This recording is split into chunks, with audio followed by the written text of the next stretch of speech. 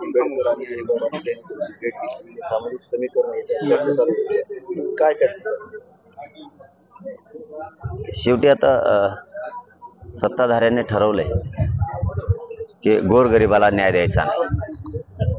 मग आता गोरगरिबांनी ठरवलंय त्यांना खुर्ची द्यायची. मग जो संघर्ष करायची वेळ येईल तो संघर्ष करायचा, पण आता खुर्ची त्यांना द्यायची नाही. हीच भूमिका आता शेतकऱ्यांची पण आहे, सगळ्या जाती धर्मांच्या बांधवांची पण आहे, मराठ्यांची पण आहे, दलित मुस्लिमांची पण आहे. तुम्हाला आणखीन पुढं पुढं ह्या 20 तारखेपर्यंत खूप आणखीन चित्र बदललेली दिसते.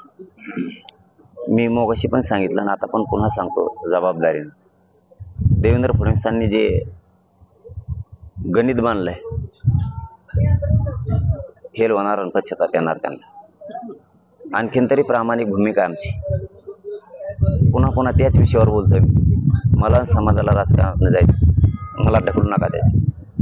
मी जर गेलो तर तुम्ही बांधलेले गणित सगळे चुकणार आहे.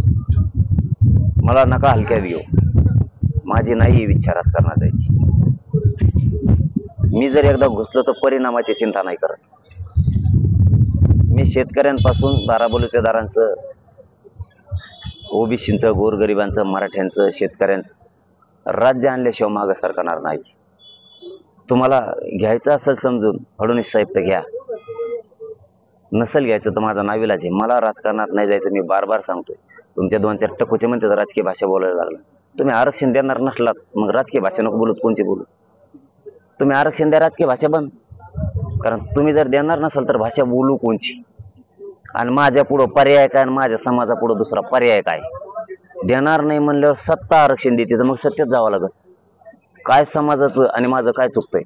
तुम्ही जर आमच्या लेकरा बाळाचं मतदान घेऊन, माझ्या समाजाचं मतदान घेऊन माझ्या समाजाच्या लेकरा बाळाचा वाटोळा करणार असले त्या खुर्चीसाठी, तर ती खुर्चीच आम्ही तुम्हाला मिळून देत नाहीत. आता गोरगरीब नितेश राणे असं म्हटले की मराठ्यांना आरक्षण फक्त देवेंद्र फडणवीस देऊ शकतात आणि जरांगे पाटलांनी देवेंद्र फडणवीस यांच्या संपर्कात यावे. आता संपर्क द्यायला माझ्याजवळ मोबाईल नाही, त्यांचा नंबर माझ्याजवळ. त्यांचा मोबाईल कवरेज क्षेत्राच्या बाहेर असतो. आणि आमच्या इकडे रेंज आहे तर तुम्ही घालिता, आमची रेंज नीट उडीता रच्चीच. संपर्कात येऊ कसं आणि तेच देऊ शकतात. तर आम्ही सांगत होत ना, डोक्यावर घेऊन नाचू शकतात मराठी. तुम्हाला भाषाच कळत नाही. वाच वाच वाच वाच भाऊ करायची सवय लागली नुसती. ते एक तलावाच्या शेजारी एक ढव असतो, त्यातनं बुडबुड बुडबुड बुडबुड बुडबुड येते. तशी नुसतं वच वच करायची सवय लागली. मार्गच काढायचा नाही, बोलायचं नाही, नुसता नेतान पक्ष तुंतून वाजीत बसायचं. एवढाच धंदा येतो. मार्ग कसा काढायचा, समाजातला रोष कसा कमी करायचा, शेतकऱ्यांचा रोष कसा कमी करायचा, हे काम करायचं बघायचं ना.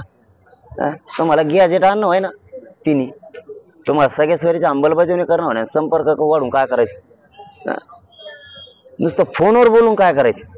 मला खरं ते लागत. द्या म्हणा त्यांना, म्हणा द्या देवेंद्र फडणवीस साहेबाला म्हणा आरक्षण. हेच मराठी डोक्यावर घेऊन नसते. काय करायचं आम्हाला राजकारण फाजकारणाचं. पण नाही दिलं ना भोगाच. मी जर त्याच्यात पाय ठेवला की तुमचे गणित बिघडले, तुम्हाला नुसतं खांडाखाली झोपायचं काम आहे. मग खांडाखाली झोपणे, स्वप्न बघणे, असली गोधडीत अंगावर घेणे, नसा तसाच फाटल्याला टावेल तोंडावर घेणे, नुसते स्वप्न बघणे. कस काय पडून करून दाखवील. मला त्याच्यात पाय ठेवायला लावू नका, सुपडा साफ करून टाकेल. ओबीसी मधून मराठा समाजाला आरक्षण सुप्रीम कोर्टाने नाकारलंय आणि संविधानानुसारच मराठा समाजाला ओबीसीतून आरक्षण देता येते असं छगन भुजबळ. त्याला तर काहीच कळत नाही. बरं बदग सगळ्या दुनियाचं. त्याला तर मी म्हणतो नेमके अक्कल वाटायच्या दिवशी कुंकड गेल तर ते कुंकड नाही. कव्हा लाईनी तो भासतून त्या टायमालाच कसं काय लाईनी तो म्हणा होता पण येऊ. त्याला काही कळतच नाही कसं मिळत कसं. अरे उलट ओबीसीला मिळत नाही, मराठ्याला मिळतंय. मराठा 200 वर्षापासून ओबीसी आरक्षणात आहे. तो आत्ता गेलाय, हे आत्ता गेलाय. तो वाटा आम्हाला दिसतो तू गेलाय का वशी. तू मला शिकित आहे आणि परत म्हणताय मग आलाय अनुभव. काय अनुभव तो उगा. मग परत बोलले की म्हणते तर त्याचं वय काय वय आहे. तो भाजपचे नेते आहेत प्रसाद लाड, ते असं म्हटले, तुम्हाला आव्हान केले की तुम्ही 288 जागा लढवून दाखवा. लय आव्हान केल्यावर मी लढीत नसतो मग. उगा गप पडा, गप झोपा. सांगितलं तेवढं करत जा. पुढच्या वेळेस विधान परिषदेला परत आमदार व्हायचं, सांगितलं तेवढंच करायचं. लय माया नादी आणखीन लागू नका. मी पुन्हा सांगतो, माया नादी लागू नका. तुम्ही तुमचं चालून द्या. तुमचा फडणवीस साहेब नेता आहे, आपलं रोज मुके घ्यायचा 2-3 आणि तिथं बस जा. मला काय बोलायचं? माझं भांडण सरकारशी आहे. मी सरकार बघून घेईन. कोणत्या जातीशी माझं भांडण नाही, कोणत्या ओबीसीशी नाही, कोणत्या नेत्याशी नाही. माझं भांडण सरकार मी बघन काय करायचं. हा, आणि सरकारमध्ये जर तुला लय नेत्याची माया येते तर त्याला म्हणा फटकून आरक्षण देऊन टाक. हा, लय माया येते नाही तर बाजू घेऊ नको. उगा गप्पर, उगा मराठे खवळून घेऊ नको.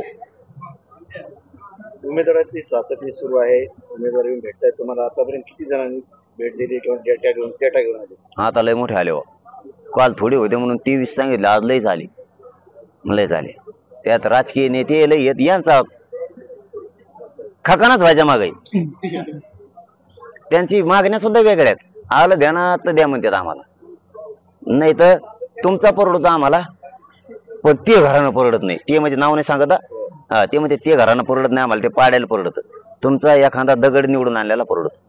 खाकानाच का होणार यांचं? यांनी तिकडे जाऊ देऊ नये, समजून घ्यावं. देवेंद्र फडणवीस साहेब पहिल्यासारखं हलक्यात घेऊ नये, नुसतं हसण्यावर नेऊ नये म्हणा. असा बोऱ्या वाजन ना तुम्हाला दाखवतो, जरा थांबा.